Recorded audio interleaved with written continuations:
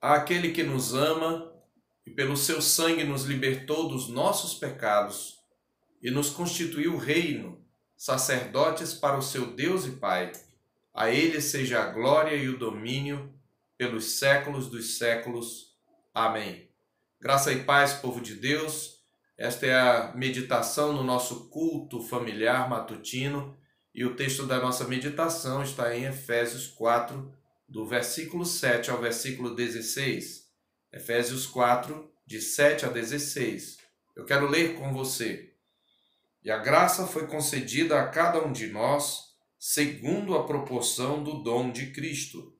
Por isso diz, quando ele subiu às alturas, levou cativo o cativeiro e concedeu dons aos homens. Ora, que quer dizer subiu, senão que também havia descido até as regiões inferiores da terra? Aquele que desceu é também o mesmo que subiu acima de todos os céus para encher todas as coisas.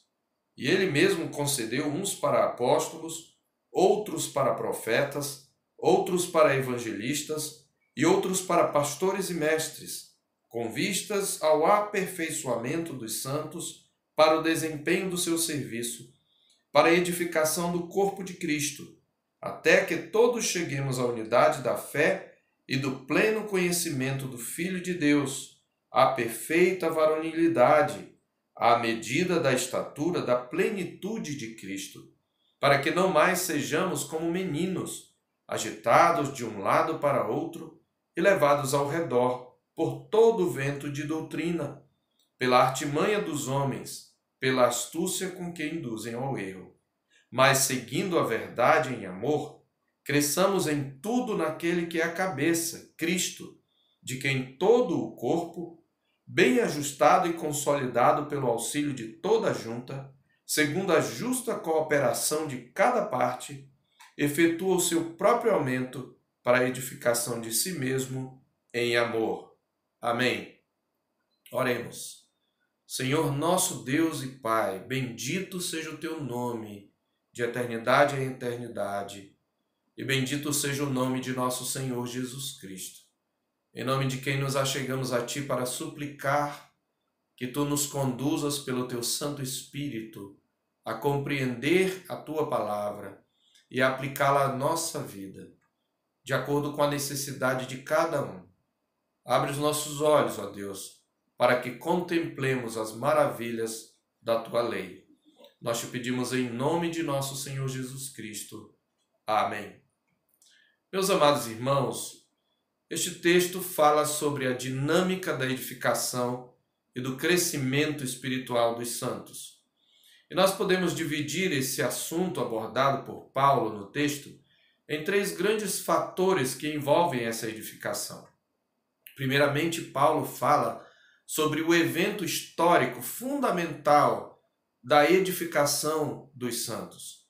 Em segundo lugar, ele vai falar sobre a base objetiva dessa edificação. E por fim, ele fala sobre o alvo final da edificação. Então, falando do primeiro ponto, qual é o evento fundamental da nossa edificação? É exatamente a vitória de Cristo. A vitória de Cristo é o evento histórico redentivo fundamental da edificação da igreja. O apóstolo Paulo fala sobre isto dos versos 7 a 10. Observe o que ele diz. Ele começa dizendo que a graça de Deus, ela foi concedida a cada um de nós segundo a proporção do dom de Cristo. E aqui ele está introduzindo o assunto dos dons e ministérios que são exercidos para a edificação do corpo. A graça de Deus é distribuída a cada um conforme a proporção do dom que Cristo nos concedeu.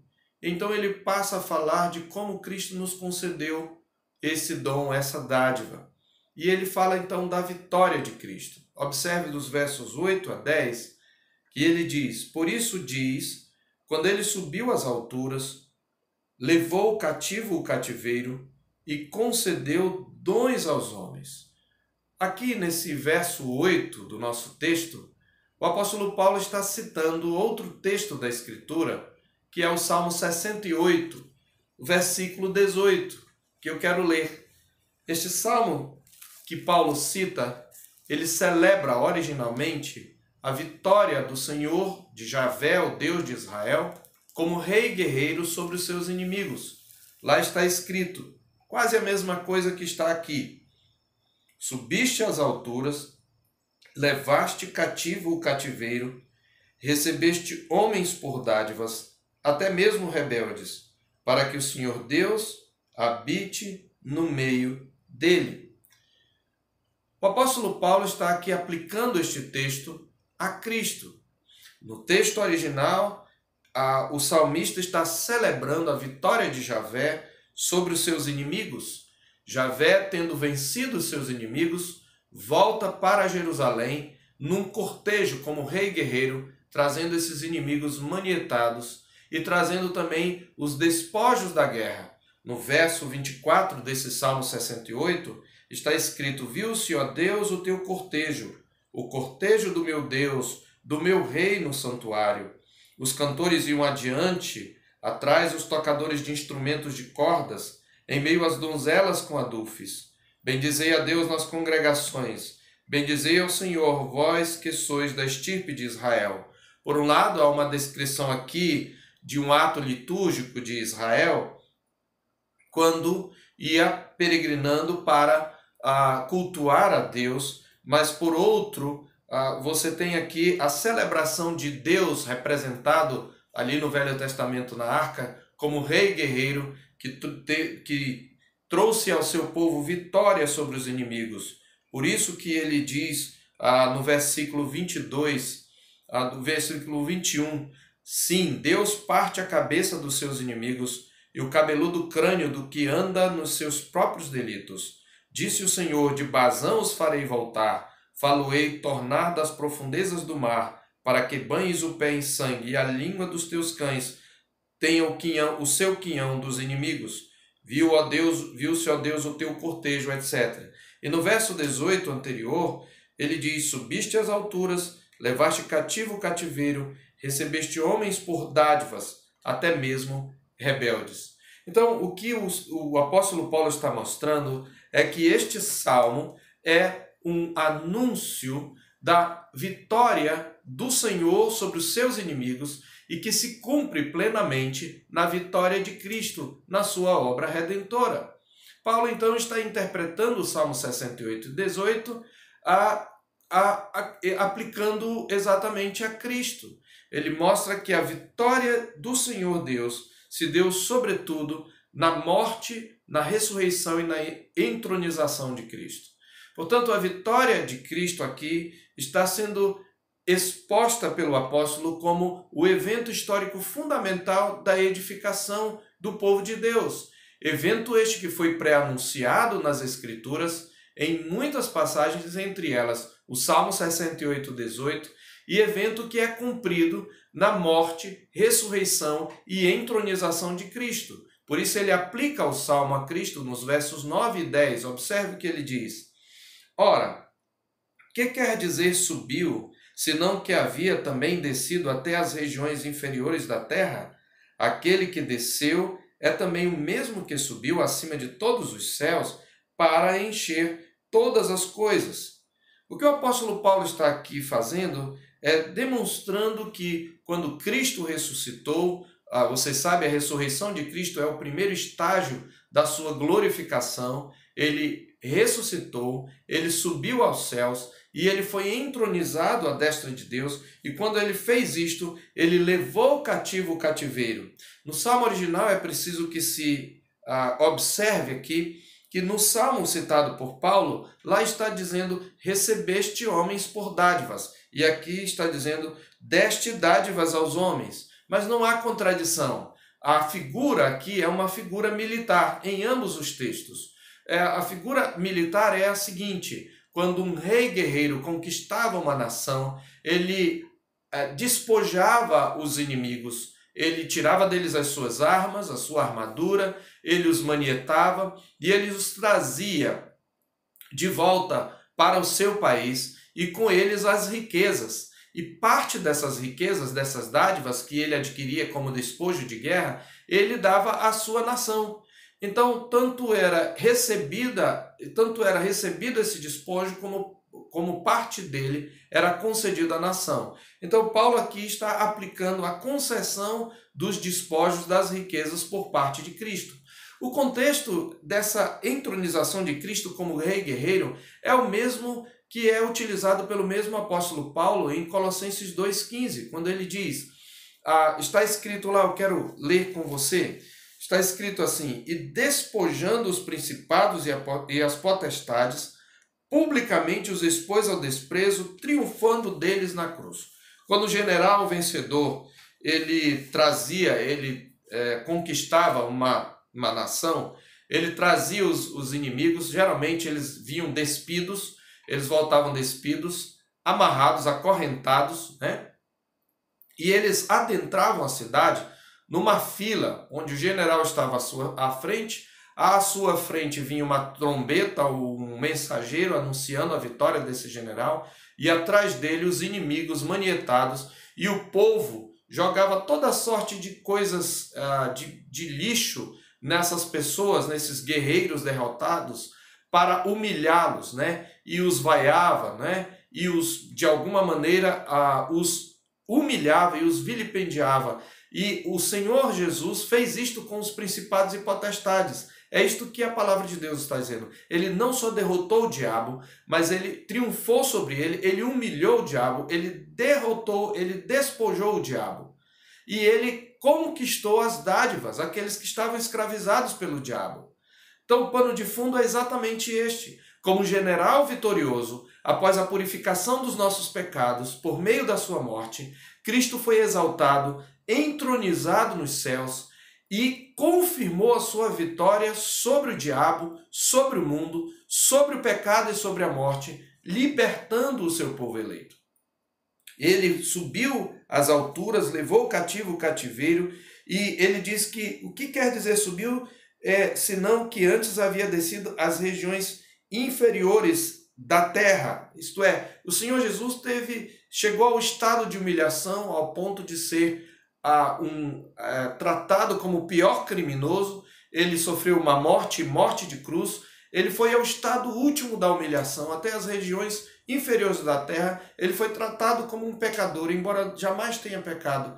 Mas diz a palavra de Deus, aquele que desceu é o mesmo que subiu. É a mesma coisa que Paulo fala em Filipenses 2, a partir ali do verso 5, quando ele diz que ele se humilhou até a morte de cruz, mas Deus o exaltou sobremaneira, ele deu um nome que está acima de todo nome, para que ao nome de Jesus se dobre todo o joelho, no céu, na terra e debaixo da terra, e toda língua confesse que Jesus Cristo é o Senhor, para a glória de Deus Pai.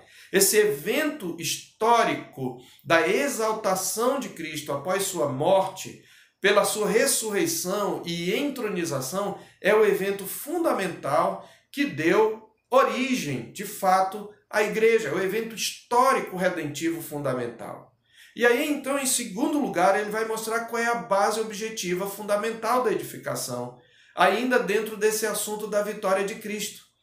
A base objetiva da edificação da igreja é a provisão desse Cristo vitorioso. Se por um lado o evento fundamental é a vitória de Cristo na sua ressurreição e entronização, na sua morte, ressurreição e entronização, a base objetiva dessa edificação é a provisão do Cristo vitorioso. E em que consiste essa provisão? Observe no verso 11 que, utilizando-se ainda da figura dos despojos de guerra, Paulo fala dos próprios libertos como as riquezas conquistadas nessa guerra contra o mal, das quais Cristo faz provisões para o seu corpo, que é a igreja. Em outras palavras, ele está dizendo que Jesus Cristo nos conquistou de volta para si. E tendo conquistado essas riquezas que são os membros do seu povo, que são a sua herança, ele os concedeu à igreja como dádivas, como presentes. É isto que ele está falando. E entre essas dádivas, observe aí na sequência do texto, Paulo destaca o que nós podemos chamar de ministérios fundacionais da igreja, no verso 11. Observe, e ele mesmo concedeu. Ele tinha acabado de dizer que esse rei guerreiro conquistou despojos e concedeu desses despojos dons aos homens. E o que foi que ele concedeu, aplicando a Cristo? Ele concedeu à igreja uns para apóstolos, outros para profetas, outros para evangelistas, outros para pastores e mestres. Ou seja, Paulo está citando aí o que nós podemos chamar de ministérios fundacionais da igreja. Apóstolos e profetas nos deixaram a Escritura e formam um fundamento sobre o qual a igreja do Senhor Deus é edificada, sendo Cristo a principal pedra, a pedra angular. Como Paulo já havia dito no capítulo 2, verso 20 desta mesma epístola. Observe lá, está escrito: edificados sobre o fundamento dos apóstolos e profetas, sendo ele mesmo, Cristo Jesus, a pedra angular, no qual todo o edifício bem ajustado cresce para santuário dedicado ao Senhor, no qual também vós, juntamente estáis sendo edificados para a habitação de Deus no Espírito. Quando ele diz que os apóstolos e profetas são o fundamento, ele está se referindo exatamente àquilo que os apóstolos e profetas nos deixaram, a saber, a Escritura. Então, Paulo está dizendo que estes são dádivas de Deus. Deus levantou homens santos, que ele salvou, que ele redimiu, para, movidos pelo Espírito Santo, nos trazerem a sua revelação. Mas não só isso. Ele prossegue dizendo que evangelistas, pastores e mestres, respectivamente os plantadores e regadores da lavoura de Deus, pela pregação dessa Escritura deixada pelos apóstolos e profetas e pelo ensino, eles realizam o trabalho inicial da edificação do corpo de Cristo. Então, a edificação se dá por meio da provisão de Cristo, que salva, que redime e que concede àqueles que foram salvos para a edificação do seu corpo. Essa é a base objetiva, fundamental da edificação do corpo de Cristo. Então, nós chegamos em terceiro lugar, ao alvo final da edificação. Qual é o alvo? O alvo é a estatura da plenitude de Cristo. É sobre isso que ele vai falar no versículo 12 até o versículo 16. Primeiro ele mostra que essa estatura da plenitude de Cristo, ela virá por meio do aperfeiçoamento dos santos.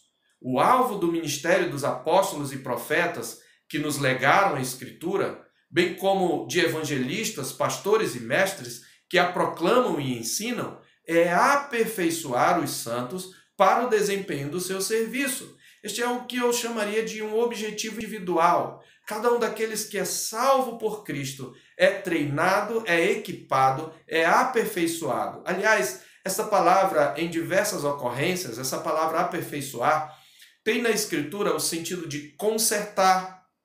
É um termo usado para o ato, por exemplo, de Pedro consertando as redes, quando ele é chamado por Jesus. Também tem o sentido de restaurar, colocar em ordem, reparar as deficiências, habilitar e equipar. Então, esse processo de edificação envolve reparar, restaurar, habilitar e equipar para que esses santos desempenhem o seu serviço. Esse processo, meus irmãos, de edificação, ele não será uma obra acabada até a vinda de Jesus Cristo. Um certo comentarista nos diz o seguinte: nós já somos plenos membros, pois fazemos parte da feitura de Cristo. Mas, de certo modo, somos isto embrionariamente, como crianças. Nossa posição já está aí com toda a sua potencialidade, mas nós temos que caminhar como a criança rumo à maturidade. Portanto, temos que amadurecer no discipulado de Cristo e crescer em tudo para ser aquilo que já somos. Povo de Deus, servos do Deus vivo, cada um crescendo individualmente para ser aquilo que Deus o chamou para ser. Então, esse alvo da estatura da plenitude de Cristo passa por essa edificação individual, por esse aperfeiçoamento dos santos através da Escritura ensinada e proclamada pelos evangelistas, pastores e mestres.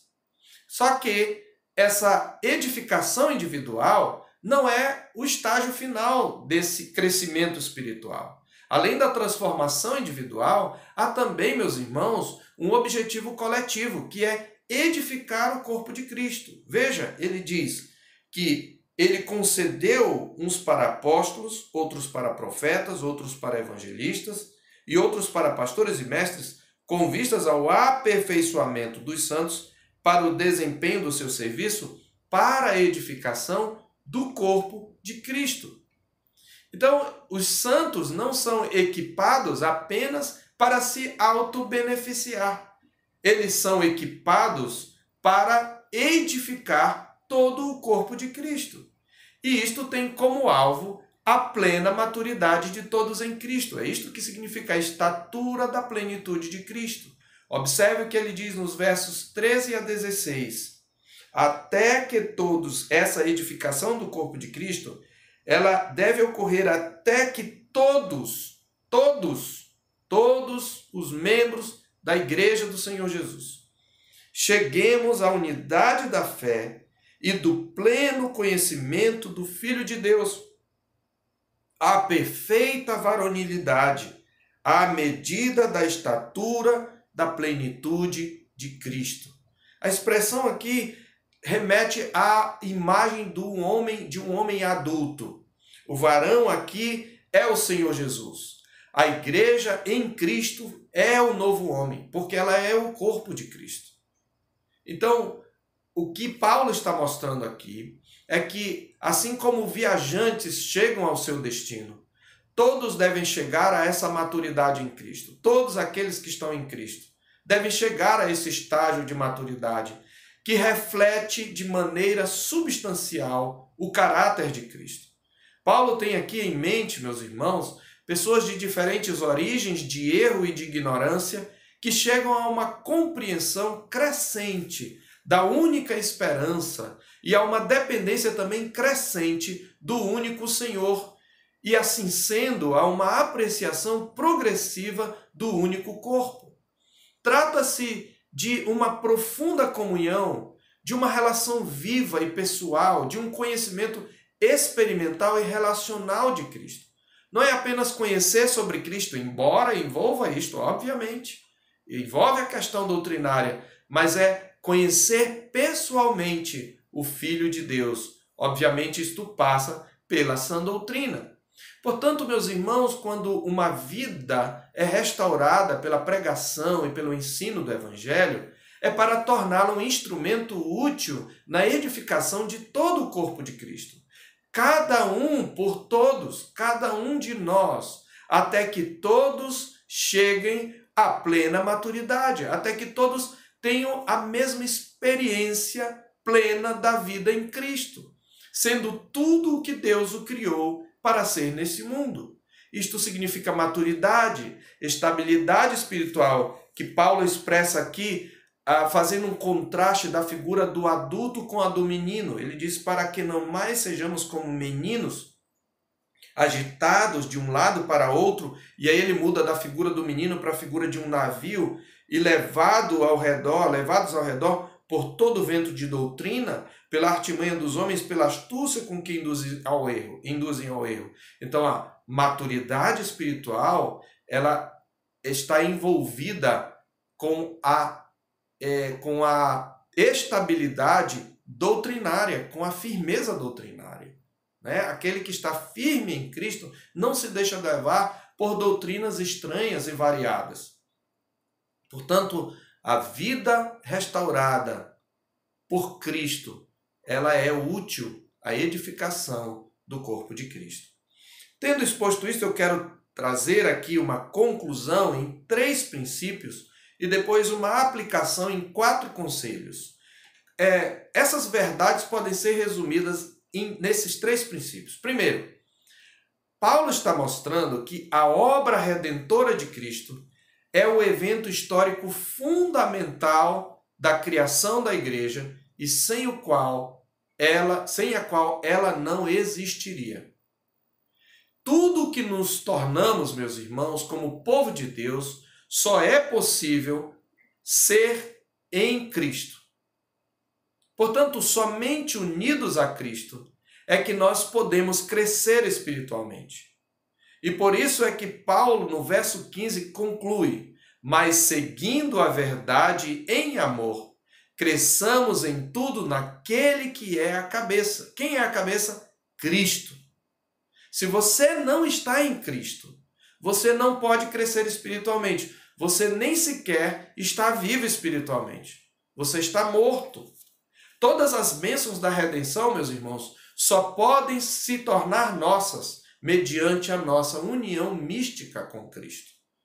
Portanto, é fundamental ter uma experiência pessoal com Cristo, estar unido a Cristo pela fé, para que nós possamos crescer espiritualmente.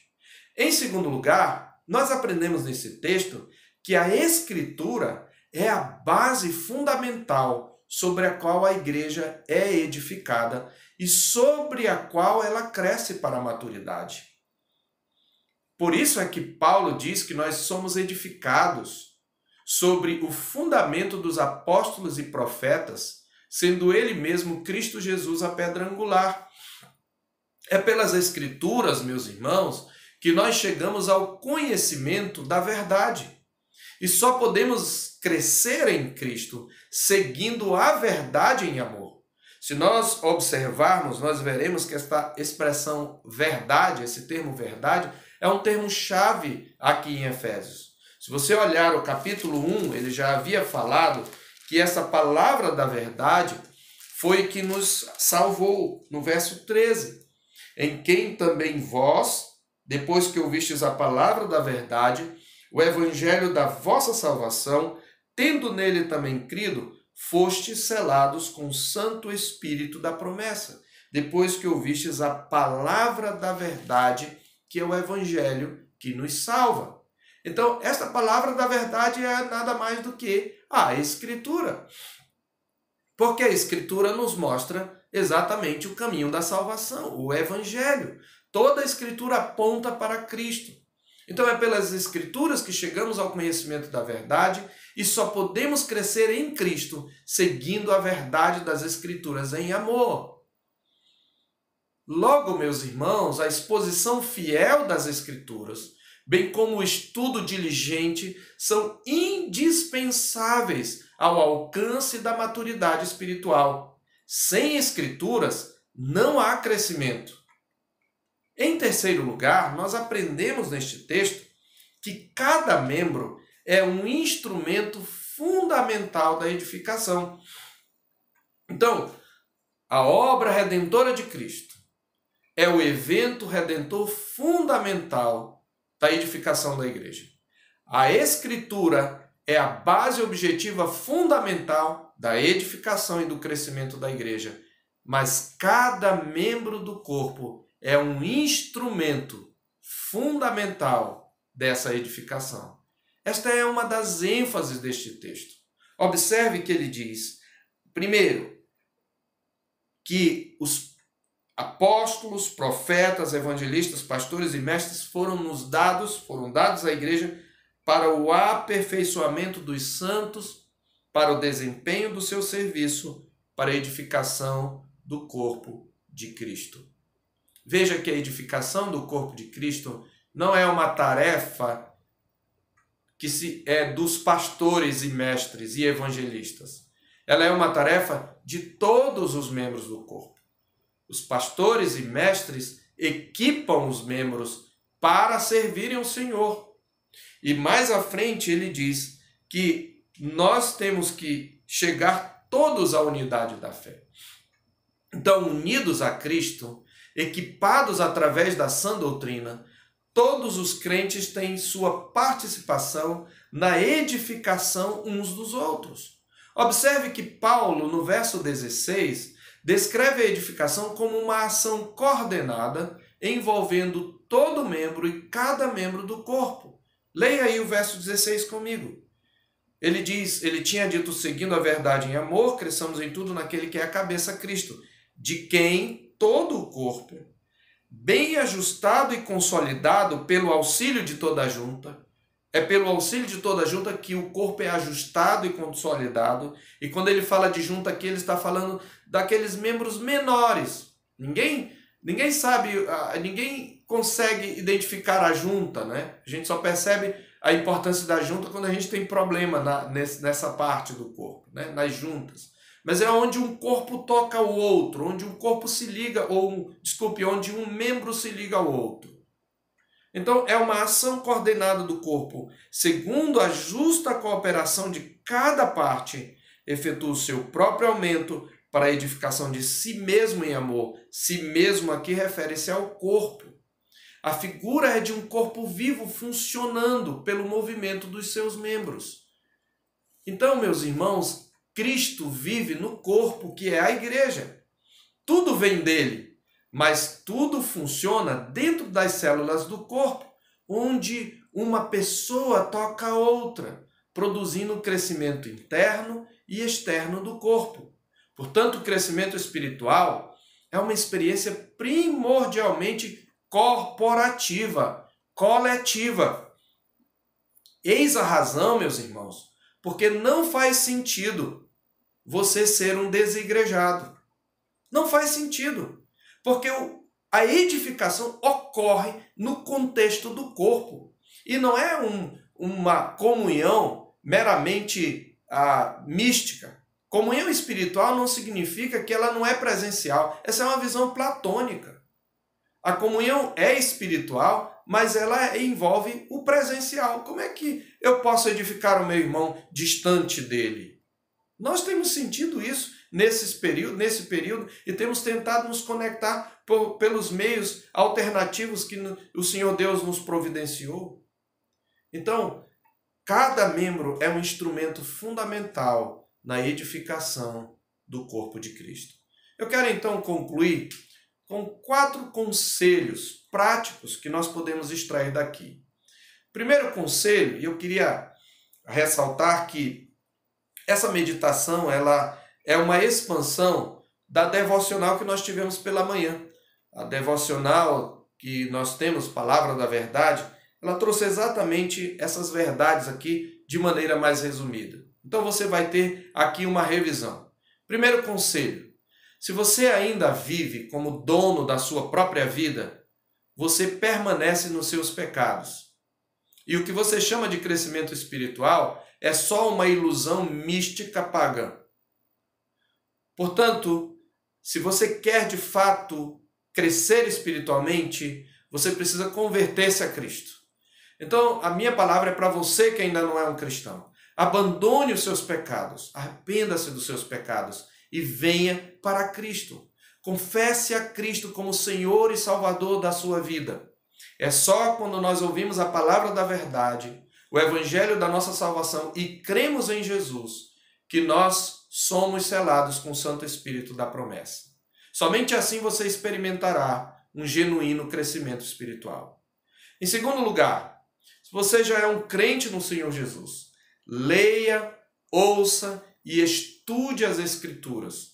Se as Escrituras não criarem raízes na sua vida, se elas não dirigirem a sua mentalidade, se elas não moldarem a sua cosmovisão e o seu caráter e o seu andar, você será como aquela semente da parábola do semeador, que, porque não tinha raiz, secou-se com o calor do sol. Terceiro conselho que eu quero dar é: se você não frequenta nenhuma igreja local, você se diz cristão, mas você não frequenta nenhuma igreja local, procure uma igreja, meu irmão. E uma igreja em que você identifique a exposição fiel das Escrituras e faça parte dessa igreja. Eu sei que agora, nesse momento, é um pouco difícil, mas é possível. Nós temos um caso de uma irmã na nossa igreja que ela decidiu, ela já havia frequentado a igreja, por alguma razão ela saiu, depois passou a frequentar outra igreja, não sei exatamente por onde ela andou, mas ela, 2 semanas antes de nós entrarmos nesse momento de isolamento, ela me passou uma mensagem dizendo do seu desejo de voltar a congregar na igreja. Eu disse que as portas estavam abertas, falei qual era o procedimento, e ela se prontificou a frequentar a igreja. Só que no domingo que ela vinha, ela gripou e já estava naquela coisa de pandemia, então ela, por precaução e por preocupação com os próprios irmãos, não foi. No outro domingo nós não pudemos mais nos reunir. Mas ainda assim ela permaneceu em contato comigo, em contato com a igreja, foi inserida no grupo da igreja e está conosco, acompanhando as programações, as exposições da palavra. Então, se você não frequenta, procure uma igreja que exponha fielmente as Escrituras e faça parte dela. Ninguém pode crescer, ninguém consegue crescer sozinho, meu irmão. E por último, se você já é membro de uma igreja, procure participar da vida do corpo. Mesmo que você se considere pequeno como uma junta, a palavra de Deus diz que você é importante no corpo de Cristo. Não seja um mero assistente eventual. Não seja um mero espectador. E não permita, meu irmão, que esse período de suspensão temporária dos cultos presenciais o afaste mais ainda do Senhor Jesus e da sua igreja. Não se deixe vencer pelo desânimo. Participe das programações disponibilizadas pela sua igreja local, através das redes sociais e plataformas. E quando voltarem às reuniões, corra para encontrar os irmãos e adorar com eles a Deus no ajuntamento solene.